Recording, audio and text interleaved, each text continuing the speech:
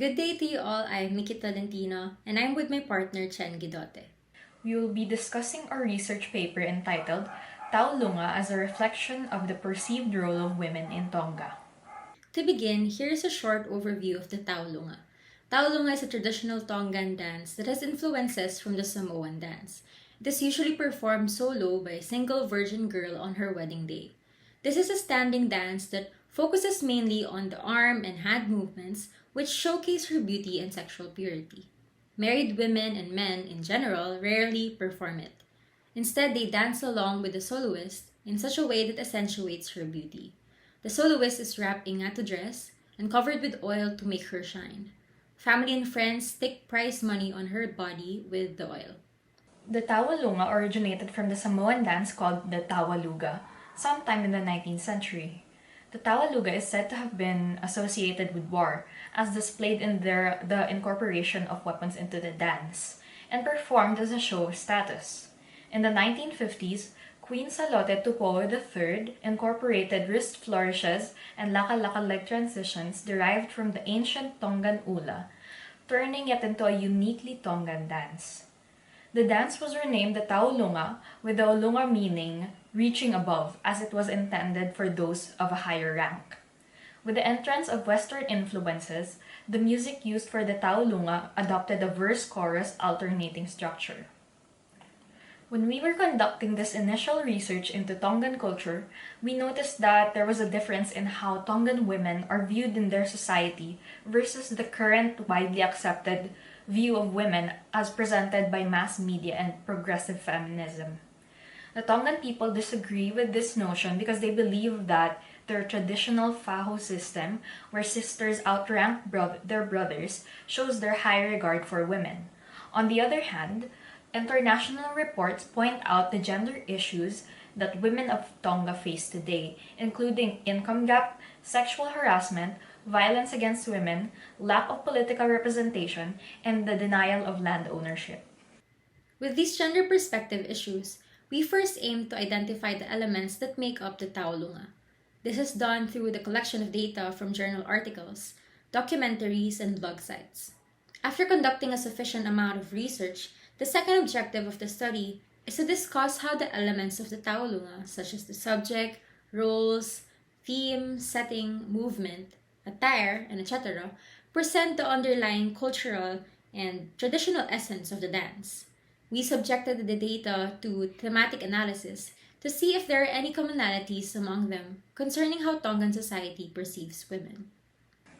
So our discussion will be divided into 3 sections, each covering an aspect of the Tauʻolunga.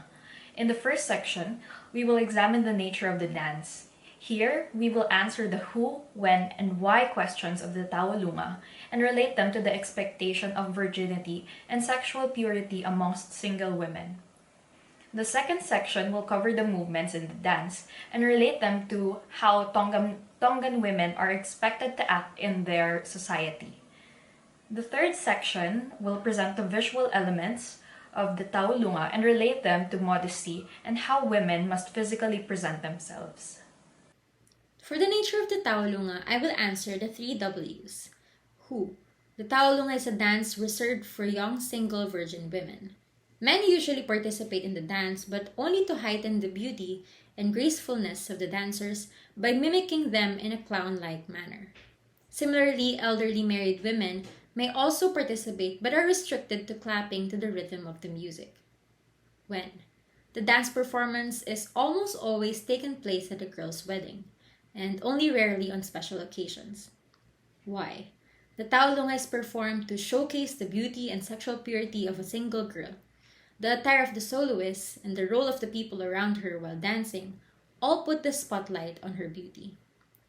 As observed, the dance highly regards the sexual purity of women and how it relates to her beauty. In Tongan culture, virginity and sexual purity are hardly expected among the unmarried. However, women are more shamed and disgraced than men when caught engaging in sexual activities before marriage. Tongan women are expected to be more well-behaved and self-controlled. As for the movement of the dance, women perform it with their legs standing still, their feet and legs together, and their knees a little bent.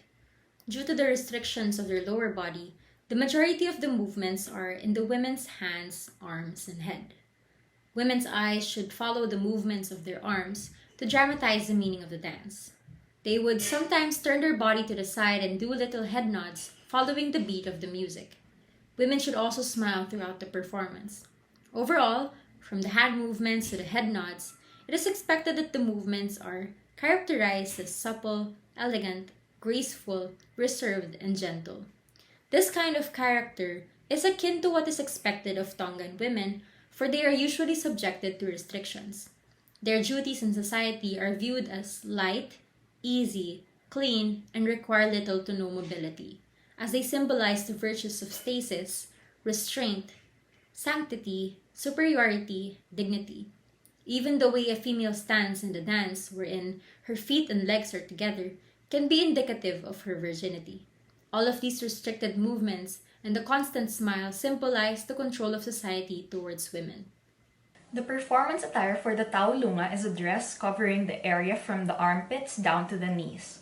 This dress may vary from a traditional wrap dress made of tapa cloth to a Tongan fine mat hand-woven from pandan leaves to a dress made from green leaves, flowers, sea pearls or shells, and drawn with traditional designs. As for accessories, they must wear a belt made of leaves and flowers, a crown with feathers or light plant material, and a black ribbon with a cowrie shell. They may also opt to wear wristlets and anklets, but ideally their entire attire should be made of natural materials.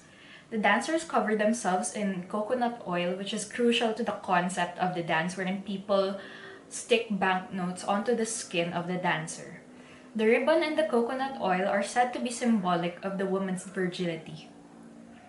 The Tauʻolunga is one of the rare opportunities for women to show off their legs. On normal days, Tongan women are expected to be fully dressed at all times. Their everyday attire consists of shirts that cover their forearms and skirts that go beyond the knee. Even when swimming, women are expected to follow this rule, but for men, it is acceptable to go shirtless. Tongan women are also prohibited from letting their hair down, which is why they always have it tied up in a bun. This shows the high level of modesty expected from Tongan women in terms of how they dress. Their idea on what women should or shouldn't wear may be attributed to the conservative Christian culture of Tonga. To conclude, the overarching theme that we have come to is that dance is deeply rooted in society's culture and norms. The Tauʻolunga of today is a product of the historical and cultural changes in Tonga.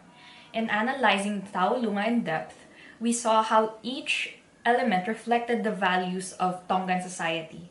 It also showed us the existing gap between how Tonga perceives women and the widely accepted view of women as presented by mass media and progressive feminism. We also see the influence of dance with how the Tauʻolunga was utilized to facilitate social control over their women. We recommend future studies that take a deeper look into the history of the Tauʻolunga and the Kingdom of Tonga. This is to help discover how the dance came to be. We also recommend conducting on-site ethnographic research to see the changes in Tongan perspectives within the past decade. As we were researching our topic, we noticed that the related articles on the subject are mostly outdated and possibly inaccurate now. Having recent and accurate data helps researchers authenticate their analysis of the Tongan gender norms' influence on Tauʻolunga. With that, we end our presentation. The following is the list of references we used for this study. Thank you very much for listening. I am Guidote with my partner, Miki Tolentino.